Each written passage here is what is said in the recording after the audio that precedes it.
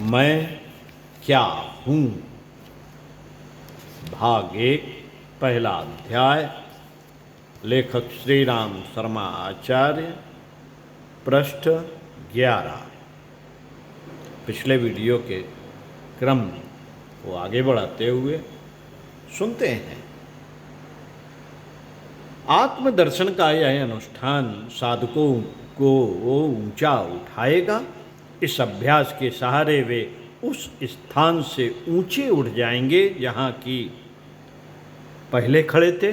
इस उच्च स्तर पर, शिखर पर खड़े होकर वे देखेंगे कि दुनिया बहुत बड़ी है, मेरा भार बहुत बड़ा है, मेरा राज्य बहुत दूर तक फैला हुआ है। जितनी चिंता अब तक थी उससे अधिक चिंता अब मुझे करनी है। वह सोचता है कि मैं पहले जितनी वस्तुओं को देखता था उससे अधिक चीजें मेरी हैं। अब वह और ऊंची चोटी पर चढ़ता है कि मेरे पास कहीं इससे भी अधिक पूंजी तो नहीं है। जैसे जैसे ऊंचा बढ़ता है, जैसे जैसे ऊंचा चढ़ता है, वैसे वैसे ही उसे अपनी वस्तुएं अधिकाधिक प्रतीत होती जाती हैं और अंत में सर्वोच्च शिखर पर पहुंचकर वह जहां तक दृष्टि फैला सकता है वहां तक अपनी सब चीजें देखता है। अब तक उसे एक बहन, 2 भाई, माँ बाप, 2 घोड़े, 10 नौकरों के पालन की चिंता थी। अब उसे हजारों गुने प्राणियों के पालने की चिंता होती है। यही अहम भाव का प्रसार है। दूसरे शब्दों में इसी को अहम भाव का नाश कहते हैं। बात एक ही है, फर्क सिर्फ कहने सुनने का है। रबड़ के गुब्बारे जिनमें हवा भरकर बच्चे खेलते हैं, आपने देखे होंगे। इनमें से एक लो और उसमें हवा भरो। जितनी हवा भरती जाएगी उतना ही वह बढ़ता जाएगा और फटने के अधिक निकट पहुंचता जाएगा। कुछ ही देर में उसमें इतनी हवा भर जाएगी कि वह गुब्बारे को फाड़ कर अपने विराट रूप आकाश में भरे हुए महान वायु तत्व में मिल जाए। यही आत्मदर्शन प्रणाली है। आपको यह पुस्तक बताएगी कि आत्म स्वरूप को जानो और विस्तार करो। बस इतने से ही सूत्र में वह सब महान विज्ञान भरा हुआ है जिसके आधार पर विभिन्न आध्यात्म पथ बनाए गए हैं। वे सब इस सूत्र में बीज रूप से मौजूद हैं जो किसी भी सच्ची साधना से कहीं भी और किसी भी प्रकार हो सकते हैं। साथियों, आत्मा के वास्तविक स्वरूप को एक बार झांकी कर लेने वाला साधक फिर पीछे नहीं लौट सकता। प्यास के मारे जिसके प्राण सूख रहे हैं, ऐसा व्यक्ति सुरसुरी का शीतल कूल छोड़कर क्या फिर उसी रेगिस्तान में लौटने की इच्छा करेगा जहां प्यास के मारे क्षण क्षण पर मृत्यु समान असहनीय वेदना अब तक अनुभव करता रहा है। भगवान कहते हैं, यद गत्वा न निर्वर्तते तद्धाम परम मम। जहां जाकर फिर लौटना नहीं होता, ऐसा मेरा धाम है। सचमुच वहां पहुंचने पर पीछे को पांव पड़ते ही नहीं। योग भ्रष्ट हो जाने का वहां प्रश्न ही नहीं उठता। घर पहुंच जाने पर भी क्या कोई घर का रास्ता भूल सकता है? काम, क्रोध, लोभ, मोहादि विकार और इंद्रिय वासनाएं मनुष्य के आनंद में बाधक बनकर कर उसे दुख जाल में डाले हुए हैं। पाप और बंधन ही यह मूल है। पतन इन्हीं के द्वारा होता है और क्रमशः नीच श्रेणी में इनके द्वारा जीव घसीटा जाता रहता है। विभिन्न अध्यात्म पथों की विराट साधनाएं इन्हीं दुष्ट शत्रुओं को पराजित करने के चक्र व्यूह हैं। अर्जुन रूपी मन को इसी महाभारत में प्रवृत्त होने का भगवान का उपदेश है। इस पुस्तक के अगले अध्यायों में आत्मदर्शन के लिए जिन सरल साधनों को बताया गया है, उनकी साधना करने से हम उस स्थान तक ऊंचे उठ सकते हैं जहां सांसारिक प्रवृत्तियों की पहुंच नहीं हो सकती।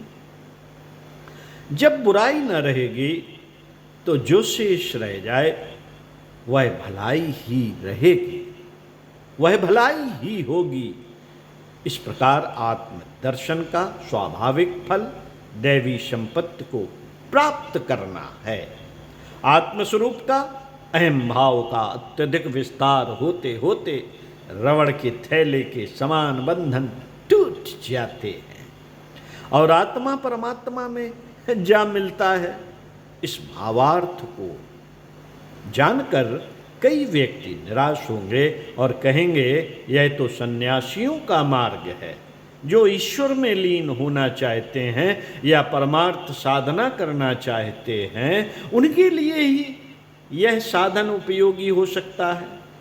इसका लाभ केवल पारलौकिक है, किंतु हमारे जीवन का सारा कार्यक्रम इहलौकिक है।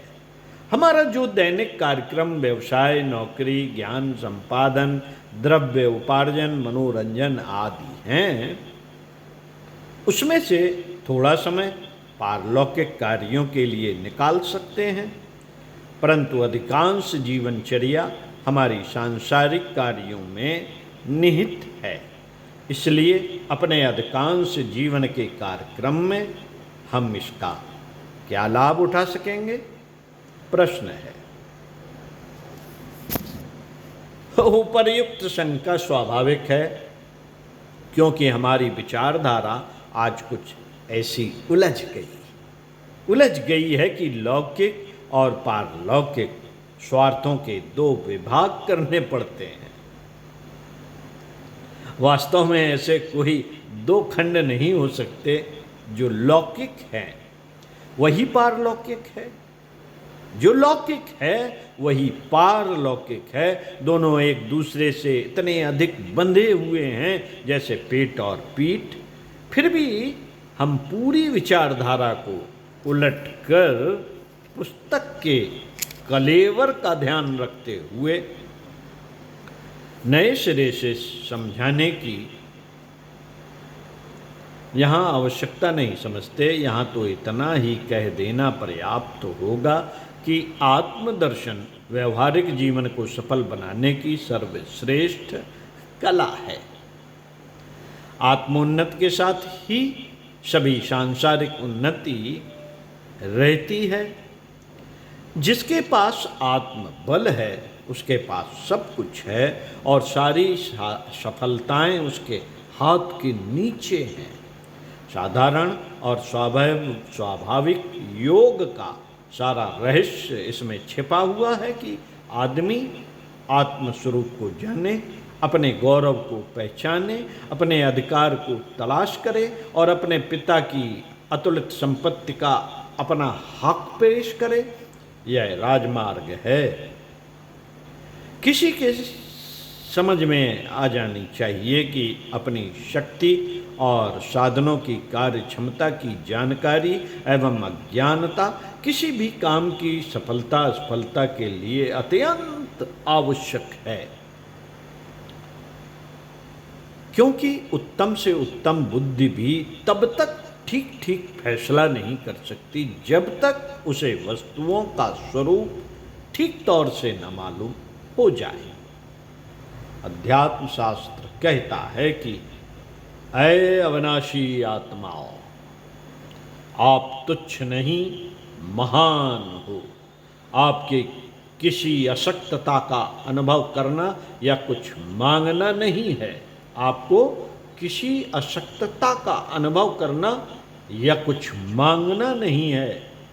आप अनंत शक्तिशाली हो।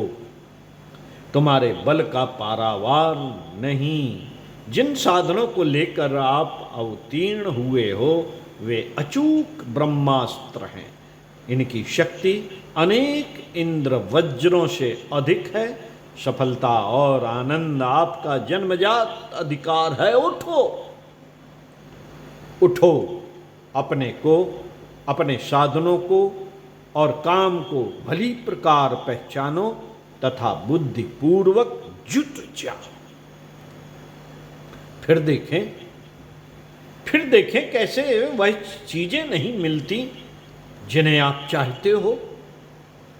आप कल्प वृक्ष हो, कामधेनु हो और सफलता की साक्षात मूर्ति हो। भय और निराशा का एक कण भी आपकी पवित्र रचना में नहीं लगाया गया है। यह लो, अपना अधिकार संभालो। साथियों, यह पुस्तक बताएगी कि आप शरीर नहीं हो, जीव नहीं हो, वरन ईश्वर हो। शरीर की, मन की जितनी भी महान शक्तियां हैं वे आपके औजार हैं। इंद्रियों के आप गुलाम नहीं हो। आदतें आपको मजबूर नहीं कर सकती।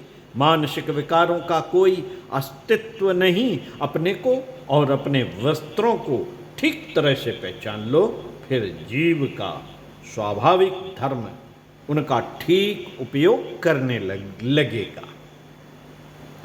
भ्रमरहित और तत्वदर्शी बुद्धि से हर काम कुशलता पूर्वक किया जा सकता है। यही कर्म कौशल योग है। गीता कहती है, योगः कर्मसु कौशलम। आप ऐसे ही कुशल योगी बनो। लौकिक और पारलौकिक कार्यों में आप अपना उचित स्थान प्राप्त करते हुए सफलता प्राप्त कर सको और निरंतर विकास की ओर बढ़ते चलो। यही इस साधन का उद्देश्य है। ईश्वर आपको इसी पथ पर प्रेरित करे। ओम शांति। अगले वीडियो में आपसे पुनः मिलते हैं। पृष्ठ 16 से दूसरा अध्याय। तो साथियों, स्वाध्याय सत्संग का क्रम बनाए रखिए। कुछ अच्छा पढ़ते रहिए, कुछ अच्छा सुनते रहिए और विचार अच्छे लगें तो उसे जीवन में उतारने का, साधना में उतारने का प्रयास कीजिए और लोगों को भी बताइए, प्रेषित कीजिए, व्हाट्सएप फेसबुक पर भेजिए। ओम शांति।